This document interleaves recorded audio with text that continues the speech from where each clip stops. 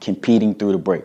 All right, so now the first thing is get attached, get attached, get attached, get attached. All right, and what we mean by that is you get yourself in position, get yourself in phase, in position to cover the route. You don't need to have your face buried in his armpit. All right, but you also don't want to be too far away from the standpoint that you can't challenge the break, you can't challenge the route or anything like that. So number one is get attached, and then all right, it's all about eye discipline.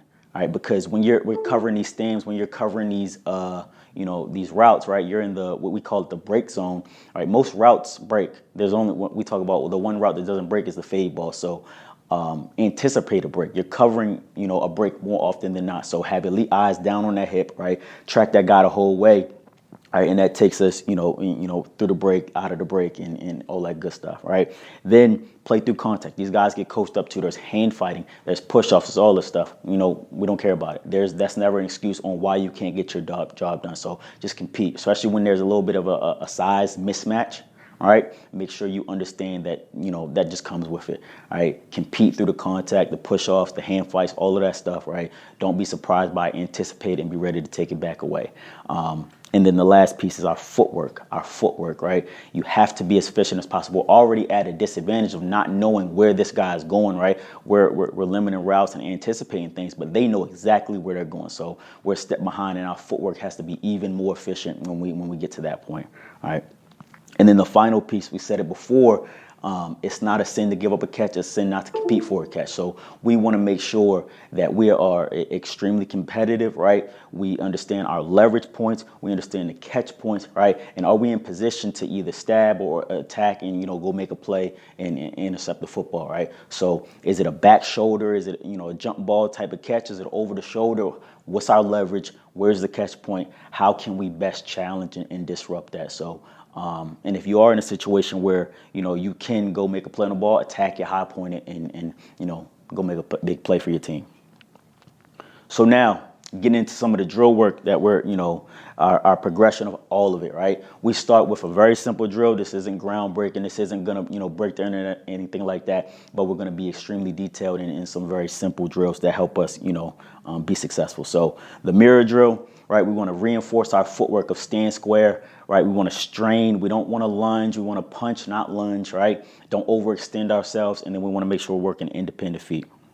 So this first drill here. All right, we start in the middle. We start in the middle of a 5-yard stripe. We'll have a receiver and a DB. And again, we're just mirroring side to side, right? As we get to each 5-yard stripe, we'll get a punch. We don't want to overextend, don't want to lunge, right? This is a little so you get a little bit of lunge right there. That's not what we want, right? We want to make sure that our arms are within our frame, right? Just a punch, not a lunge. And move sideways, move our feet, get our independent feet, push, push, push, right? And strain, strain, strain, and not cross over. Now, the next drill that will work is the mirror strain. It's kind of like our level 2 version of it. After we do, level 1 the first couple of days, this is primarily what we'll get to when we want to work some of our catch man stuff, right? So mirror strain is, again, same idea. We just, add a little bit more stress to the drill. So as we go, right? We're still working in that same 5-yard stripe, right? We got 2 cones. We'll have 2 receivers now. The first receiver will go to, whatever cone we dictate first. The second receiver will work to the opposite cone, all right? And what this does is it gives you about a 2-yard release, right, which isn't a whole lot of stress on us. And then it gives you a 5-yard release that we're trying to cut off, which is a little bit more stressful. The reason that we do this is most releases are going to be within, a 1 to 2 yard area, right, which is very easy for us. Now, we put more stress by over-exaggerating it with that 5-yard release. So if you can cover that, then those simple 1 to 2 yard releases are going to be a whole lot easier for you on game day. So back to the top, right? We have that first receiver running. We probably want him to run a little bit faster, right? But he runs to that cone. We get a cutoff, and then we start straining. You see the difference in his body language, right? It's nice and easy, and then it's, oh, crap, I got to go, right? So that has been big for us in helping these guys understand leverage and strain and stand square. So same idea in this drill right here with just a little bit different setup. We added instead of a regular release to it, we added what we call a dive release. So when we get this dive release, right, we want to make sure we're still staying square, All right, we're not crossing over because we got a two-way go at the top. So same idea, just a little bit, adding a more specific route concept to this drill. But again, the idea is to stay the same, take a great cutoff angle, right? Don't cross over, and then compete. So here we're talking about our mirror flip drill. Now we're talking about the transitions, right? After we're staying square and we've cut the route off and work that way. All right, we want to make sure our pad low is right, our feet are right, and our arms are active. So we'll still incorporate staying square. We'll still incorporate moving our feet independently and working laterally. And then we'll open up, making sure our body positioning is good, our chin's down, our shoulders tilted. Active arms, active feet. This drill probably has shown, I want to say, some really significant dividends, all right, when this clicks for the guys. Again, we're marrying up our mental processes with our physical processes, right? Just making sure we can have poise and not panic. That's so big for us, talking about all the time. Poise, not panic. Poise, not panic, right?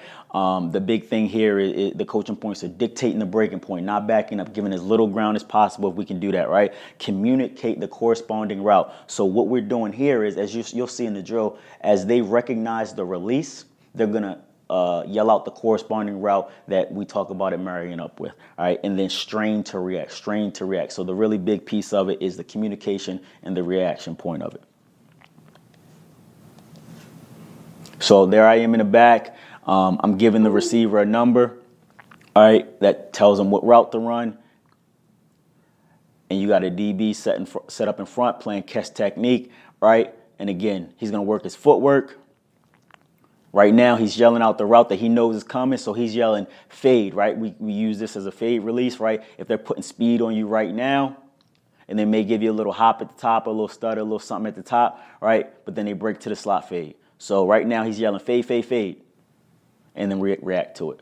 Again, matching our mental processing with our physical processing. All right, so here we go. The next one, we get an option release. Anytime we get a skip, a stutter, a hesitation off the ball, we call that an option release. So you see, right? He's going to say, no, let me get it again, because that's not the reaction that we want, right? Again, he's yelling option right now, and then we want to try to get attached and get into that option right now. Take it away. Take it away. Don't let it dictate our reaction, right? We want to go stop it, get attached to it, get into it right now. And then the last one that, of the big three that we talk about, there are more, but these three primary ones is the dive release, right? We talked about it a little bit more before. Excuse that slot receiver, but the dive release, right? We want to stay square. Don't cross over right now, because once they spike back vertical, there is a two-way go. So once you recognize, right, it's declared, now we get on our horses and go cover that thing. So getting into eye breaks. The big part here is going to be snapping your eyes out of it. Why are we going to do this? Because our eyes are the difference between interception, a catch, and a PBU. All right, making sure we have great eyes out of our break. Like those are second or milliseconds, whatever you want to call it, right? That are changing the game. All right, so we want to make sure we're as disciplined as possible in our eye progression. So the big things, again, snap your eyes, race to close the space, and then finish on the ball. So here you'll see we got him in just a little pedal. I trigger him to the receivers that are 10 yards away. He snaps his eyes and then finds the ball. Puts his foot in the ground, gets the break, snaps his eyes, finds the ball. Pedal, snap his eyes, find the ball. And the distance of the receiver will determine how long you have to snap your eyes. If you're right there on the receiver's hips, it's a quick snap. If you're further away, you better drill your eyes and close the space before you snap your eyes back. So here we're watching the nickel right here. Again, just talking about cutting those routes off, that strain, and that's real easy. That's a nice, easy release for him. Cut it off, all right, disrupt that release, attach to it, and ready to compete if that ball shows up.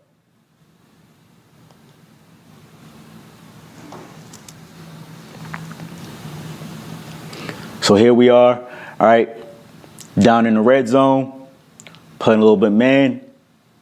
We get an option release, and these guys know, right, he's a little bit more aggressive to step down into it, right, because we know in the red zone, we're more likely to get an option release because of the space, time, and spacing of everything. You get more horizontal routes down in the red zone. But, all right, there he is, steps down into it, disrupts the release. He's attached, competing through the break, ready to contest. And then we had some fun with it.